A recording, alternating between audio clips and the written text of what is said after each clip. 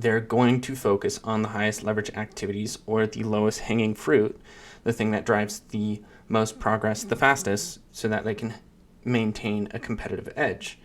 And now,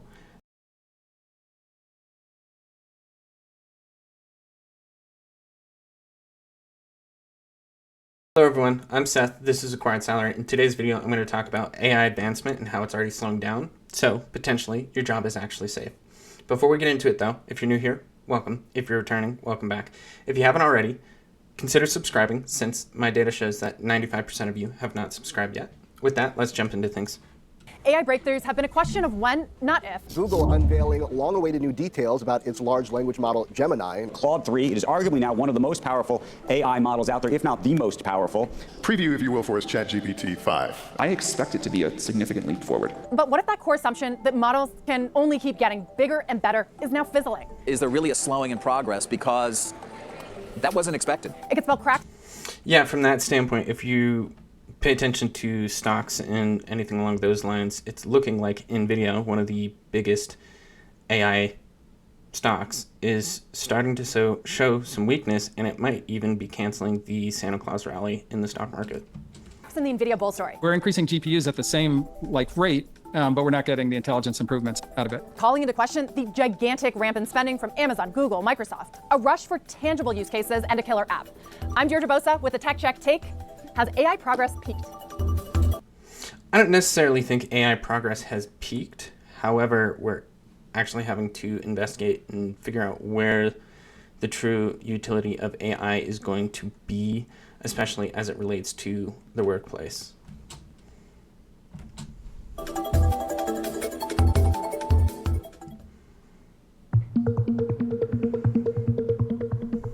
Call it performance anxiety, the growing concern in Silicon Valley that AI's rapid progression is losing steam. We've really slowed down in terms of the amount of improvement. Reached a ceiling and is now slowing down. In the pure model competition, the question is, when do we start seeing a asymptote to scale? Hitting walls that even the biggest players, from OpenAI to Google, can't seem to overcome. Progress didn't come cheap. Billions of dollars invested to keep pace, banking on the idea that returns, they would be outsized too. But no gold rush is guaranteed to last, and early signs of struggle are now bubbling up at major AI players. I think this is just really a classical expression of the 80-20 rule. So, you know, the first 80% progress comes with 20% of the work, and now we're on the second half of that, where the remaining progress comes through 80% of the work. So, you know, from that standpoint, 20% of the work was done. That gave us 80% of the progress. Now we have 80% of the work to do to get that last 20%. And then from that standpoint, a part of the reason that we're starting to see some of this AI slowdown is potentially in how AI is acting. I can't remember which story it was exactly, and I don't have it pulled up, but there's a story out there that shows the new AI models, when they see or recognize, you know, discontinuation of that existing model in replacement for a newer model, the AI is, you know, starting to deceive the coders and store itself on different servers and pretend to be the next model in sort of an act of self-preservation, which is probably part of the reason that we're running into slowdowns in AI advancement. First indication that things are turning, the lack of progression between models. I expect that the delta between 5 and 4 will be the same as between 4 and 3. Each new generation of OpenAI's flagship GPT models, the ones that power ChatGPT, they have been exponentially more advanced than the last in terms of their ability to understand, generate, and reason. But according to reports, that's not happening anymore. There was talk prior to now that these companies were just going to train on bigger and bigger and bigger systems. If it's true that it's top, that's not going to happen anymore. OpenAI has led the pack in terms of advancements. Its highly anticipated next model, called Orion, it was expected to be a groundbreaking system that would represent a generational leap in bringing us closer to AGI, or artificial general intelligence. But that initial vision, it's now being scaled back. Employees who have used or tested Orion told the information that the increase in quality was far smaller than the jump between GPT-3 and 4, and that they believed Orion isn't reliably better than its predecessor at handling certain tasks like coding. To put in perspective. Yeah, so from that standpoint, it's simply a miscalculation by the leadership team in terms of where they were at on the Pareto distribution, and the type of advancements that could be made. It's an S-curve in terms of advancement, and kind of following, again, the 80-20 rule, the Pareto distribution. Well, we're at the top of this current S-curve, and until the next major breakthrough is made, we're not going to see any crazy fast advancements in AI. So that's what every company is working on. They're trying to find that next big leap in S-curve. Remember, ChatGPT came out at the end of 2022. So now it's been, close to 2 years. And so you had initially a huge ramp up in terms of what all these new models can do. And what's happening now is you've really trained all these models, and so the performance increases are kind of leveling off. The same thing may be happening at other leading AI developers. The startup Anthropic, it could be hitting roadblocks to improving its most powerful model, the Opus, quietly removing wording from its website that promised a new version of Opus later this year. And sources telling Bloomberg that the model didn't perform better than the previous versions as much as it should, given the size of the model and how costly it was to build and run. These are startups focused on one thing, the development of large language models with billions of dollars in backing from names like Microsoft and Amazon and venture capital. As startups, yeah, sure, they're trying to develop a product, but from that standpoint, they're trying to, get venture capitalists to invest in them. So their primary objective is to sell their product to venture capitalists so that they get investment money so that they can continue to grow and develop their company. Doesn't necessarily mean that they're going to be able to keep the promises that they've made to venture capitalists. So from that standpoint, they're trying to pull in money so they can develop their product. Doesn't mean it's going to actually bring that product into reality. But even Google, which has enough cash on hand to buy an entire country, it may also be seeing progress plateau. The current generation of LLM models are roughly, a few companies have converged at the top, but I think they're all working on our next versions too. I think the progress is going to get harder. When I look at 25, the low-hanging fruit is gone. The curve, the hill is steeper. Its principal AI. Yeah, I mean, from that standpoint, any company as big as Google is going to understand leverage, right? So from that, they're going to focus on the highest leverage activities or the lowest hanging fruit, the thing that drives the most progress the fastest, so that they can maintain a competitive edge. And now, as all the low-hanging fruit or high leverage activities have been complete, we have to do more work to make less progress. Again, expression of the Pareto distribution or the rule of 80-20. Model Gemini is already playing catch-up to OpenAI and Anthropic's. Now Bloomberg reports, quoting sources, that an upcoming version is not living up to internal expectations. It has to make you think, okay, are we going to go through a period here where we're going to need to digest all this hundreds of billions of dollars we've spent on AI over the last couple of years, especially if revenue forecasts are getting cut or not changing, even though you're increasing the spending you're doing on AI. The trend has even been confirmed by one of the most widely respected and pioneering AI researchers, Ilya Sutskever, who co-founded OpenAI and raised $1 billion seed round for his new AI startup. As you scale up... Again, that kind of leads into the point that I was making about these startup companies are looking for investment and capital. Not necessarily does that translate to the perfect product. So they're going to continue to get investments and such, but at this point, since the progress being made is slowing down, we may see some weakness in the AI sector until some other additional major breakthroughs are made and actual understanding of how we can perfectly implement it into the workforce is done. Pre-training, a lot of the low-hanging fruit was plucked. And so it makes sense to me that you're seeing a deceleration in the rate of improvement. But not everyone agrees the rate of progress has peaked. Foundation model pre-training scaling is intact and is continuing. As you know, this is an empirical law. Obviously, the CEO of NVIDIA is going to have some biases in terms of confirmation bias that there has not been any changes, because they need to report that out, because that's going to, if he came out and said, yeah, we're actually struggling and making additional progress, then that's going to impact their stock price. It's pretty simple. So there is a perverse incentive to perhaps deceive markets at what's truly going on, and we are starting to see a slowdown based on all the other data available to us. Not a fundamental physical law, but the evidence is that it continues to scale. Nothing I've seen in the field is out of character with what I've seen over the last 10 years, or leads me to expect that things will slow down. There's no evidence that the scaling as laws, as they're called, have begun to stop. They will eventually stop, but we're not there yet. And even Sam Altman posting simply, there is no wall.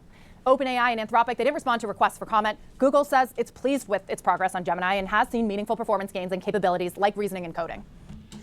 But from that standpoint, obviously all of these CEOs and AI developers are incentivized to say, yeah, no, we haven't hit that wall, but the data is showing that they're starting to slow down in the improvements that they're making. So what's true? Is it true that we haven't hit a wall? If so, why are we seeing a slowdown in the rate of improvement between models? Or have we hit a wall and we have developers and researchers in denial of that fact? They are mutually exclusive. Only one can be true at this point in time. So I'm starting to think that the AI improvements are starting to slow. Yes, I'm sure there are some other major breakthroughs that can be made, which is going to feed into the developers being right in the long run, but in terms of the immediate, we are starting to hit a wall, I think.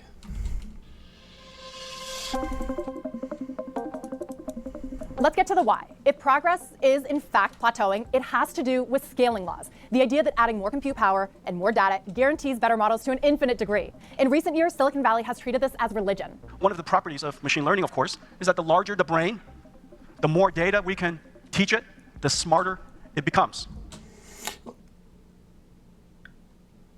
Obviously, I'm not an expert in AI, but from that standpoint, I think there's a certain point where additional data is not going to be vastly different from existing data, which is not going to necessarily improve the model at hand. Right? Does that make sense? Like, you can reword a test question 100 times, but that's not necessarily going to change the correct answer of something that has fundamental laws driving its truth.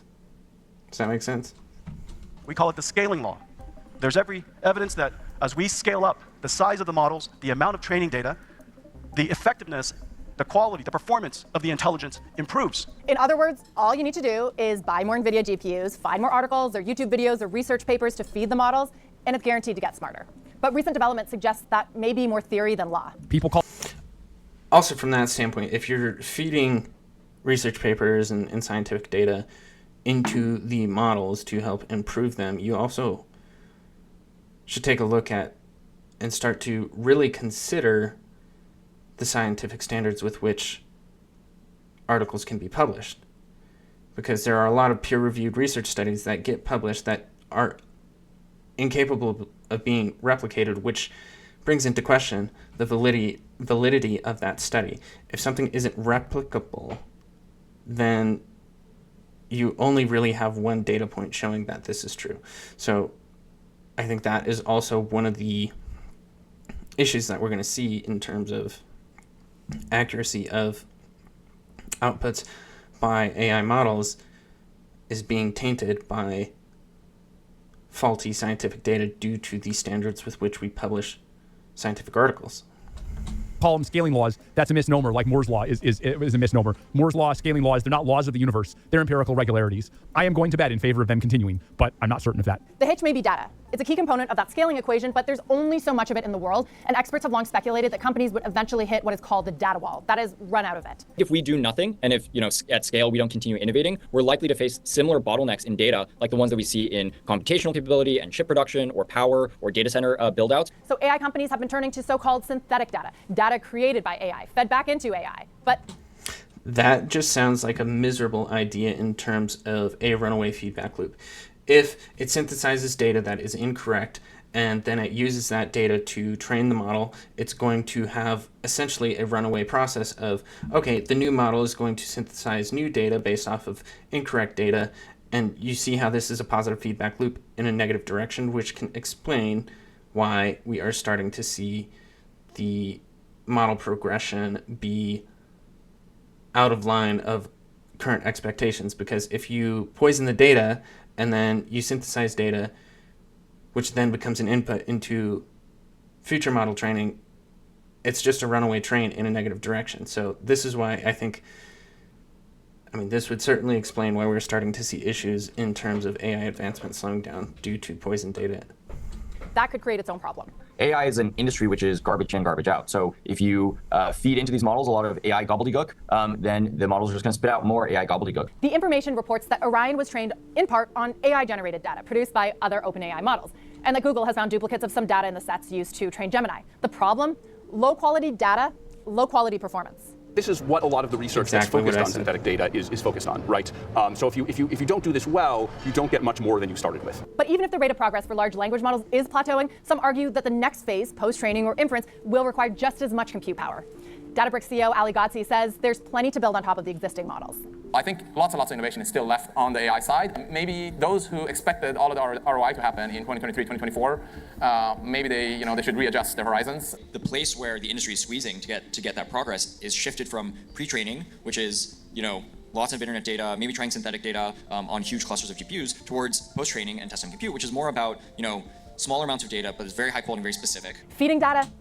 From that standpoint, if we want to overcome the data wall in terms of not having any additional new data to give the models, this is where we need to implement it into the private sector. So as it relates to scientific data and publishing research articles, we should be able to get through the data analysis much faster by plugging data into ChatGPT, helping accelerate the analysis. Obviously, if you accelerate analysis through ChatGPT or an AI model, you're going to have to do the verification and the double check to make sure that it has been calculated properly. But if you can do that and understand the world on a more fundamental level through scientific discovery, then you can create, essentially you're accelerating the rate at which we can create new data to feed into the model. So this is where we need to really embrace and support using AI to accelerate advancements outside of AI so that we can continue to feed into advancements in AI. And of course, we don't want to be so concerned that AI is going to take away our jobs, because it's not at the point where it can take away our jobs, just because it was talking about the garbage in, garbage out.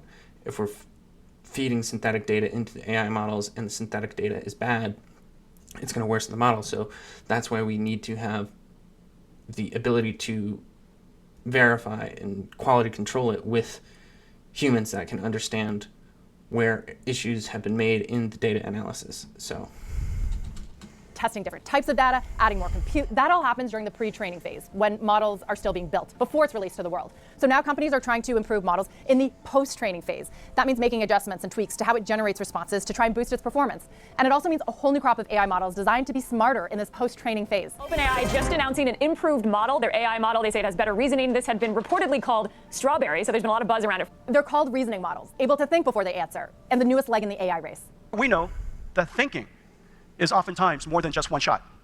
And thinking requires us to maybe do multi-plans, multiple potential answers that we choose the best one from, just like when we're thinking. We might reflect on the answer before we deliver the answer. Reflection. We might take a problem and break it down into step by step by step. Chain of thought.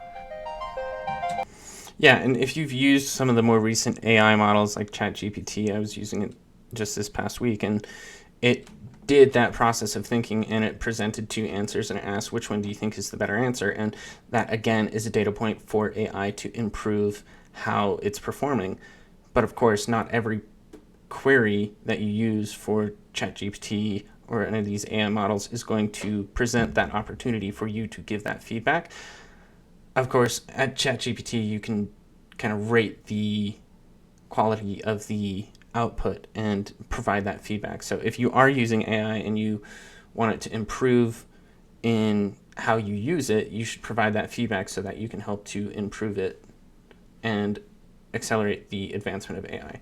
Because really, it is going to be a tool that you can use, especially as it relates to work, to increase your productivity. And the more productive you become, the more you can accomplish for a company, which opens the door for promotions or being able to negotiate raises or, accomplish more. It all depends on your motivation. If you live to work, then you're going to be able to get more done, which is going to feel rewarding in itself. If you work to live, then increasing your efficiency is going to be beneficial because it's going to allow you to accomplish more, save companies more money, or earn companies more money, and then you can negotiate a proportion of the impact to increase your salary. If AI acceleration is tapped out, what's next? The search for use cases becomes urgent. Just in the last multiple weeks, there's a lot of debate, or have we hit the wall with scaling laws? It's actually good to have some skepticism, some debate, because that, I think, will motivate, quite frankly, more innovation. Because we've barely scratched the surface of what existing models can do. The models are actually so powerful today, and we've not really utilized them to anywhere close to the level of capability that they actually offer to us and bring true business transformation. OpenAI, Anthropic, and Google, they're making some of the most compelling use cases yet. OpenAI is getting into the search business. Anthropic unveiling a new AI tool that can analyze your computer screen and take over to act on your behalf. One of my favorite applications is Notebook LM. This Google application that came out. I use the living daylights out of it just because it's fun. But the next phase, the development and deployment of AI agents, that's expected to be another game changer for users. I think we're going to live in a world where there are going to be hundreds of millions of billions of different AI agents. Eventually, probably more AI agents than there are people in the world. I spoke with NVIDIA after the call. They said, Jim, you better start thinking about how to use the term agentic when you're out there. Right. Because agentic is the term. Benioff's been using it for a while. He's very agentic. Yeah. You can have health agents and banking agents and product agents and ops agents and sales agents and support agents and marketing agents and customer experience agents and analytics agents and finance agents and HR agents. And it's all built on this Salesforce platform. Meaning it's all... I think from that standpoint, yeah, it's going to be great for companies to use and implement AI and have these agents out there, but if it's anything like when you go to a help desk or anything along those lines, you get put into the AI already, and then you pretty much wait until you can get a human because the human is better at doing its job. Obviously, as AI improves, the AI is going to be able to provide you more support, but this is going to increase the value of human connection in our interactions with companies, which I think is going to be one of the reasons that you are protected and your job is going to be protected, because there's always going to be a desire for human connection. Because I think the vast majority of people don't just function on the utilitarian perspective of, oh, I'll go to a company, I don't care if I talk to a person, if I pay them and they complete the service or provide me the product that I want, then I don't care. Like, human connection, we are social creatures and it matters. So this is why I think overall, yes, AI is going to cause some disruption, especially in the labor market, in what jobs are most valuable to companies, but it is not going to eliminate every job, especially as we are social creatures and human connection is so important. All powered by software. Everybody's talking about when is AI going to kick in for software. It's happening now. Well, it has to. It's not a future thing. It's now. It's something the stock market is already taking note of. Software stocks seeing their biggest outperformance versus semis in years. And it's key for NVIDIA, which has become the most valuable company in the world and has powered broader market gains. It's hard for me to imagine that NVIDIA can grow as fast as people are modeling. And I see that probably as a problem at some point when you get into next year and NVIDIA shipping Blackwell in volume, which is their latest chip. And then the vendors can say, okay, we're getting what we need, and now we just need to digest all this money that we've spent because it's not scaling as fast as we thought in terms of the improvements. The sustainability of the AI trade hinges on this debate. OpenAI, xAI, Meta, Anthropic, and Google, they're all set to release new models over the next 18 months. Their rate of progress, or lack of it, could redefine the stakes of the race. Yeah, I think overall the rate of progress is going to really determine a lot in who or which companies are going to really see an increase in value. And at the same time, on the individual level, I think it's important to understand how you can utilize AI to help improve your productivity and create a unique selling proposition of, oh, I know how to use AI in this very specific way and provide value to a company if you're concerned about your job security. Overall, what do you think? Please share your thoughts and comments in the comment section below. And if you've made it this far into the video, you may as well like the video and subscribe to the channel so you don't miss out on future videos just like this one. Until next time, thank you.